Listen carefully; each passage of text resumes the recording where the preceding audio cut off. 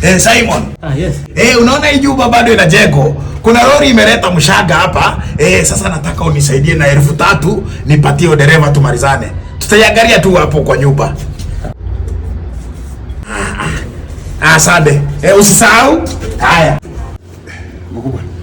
Si unaona nafaa kupaka rangi 4th floor. So nipe pesa nichukue rangi saa hii tumalize shughuli. Pesa gapi? 4500. Fanya hivi. Enda hapo door number 3. Abia ujamaa akupatie 4500. Tutakatana kwa rent. Oh, sawa. Yes. Mwenye nyumba amesema unipe pesa ya rangi. Boss, mimi si boss, mimi ni foreman. Nipe 4500 ninunue rangi, mtakatana kwa rent. Ati boss, nikukalia boss, ama foreman.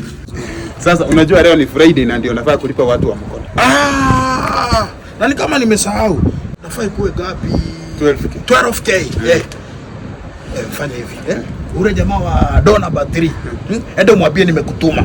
Akupatie shilingi gapi? 12k. Mwambie tutamalizana tu kwa mambo ya rent. Sawa. Tafadhali. Hiyo iko sawa hiyo. Wewe bana. Niende.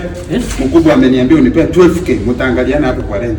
Lakini si mtanimaliza bwana. Wewe kazi yako ni kusaidia huyu kumaliza nyumba. Nikao umetumwa na Mungu so that you can help him. Kwani uko na sales kwa nyumba? Juu ananituma kwako sana. Vijana wadogo wanatoa pesa wapi wanakuwa na shares kwa manyumba mkubwa hivi.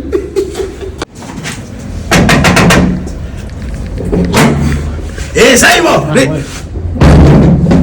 Kwenda. Sasa hiyo kulipa 3 months advance inafanya na kuwa na kiburi hivyo. Tutakata maji. Tutafunga stima tuone kama utakuwa unaona na hiyo kiburi yako.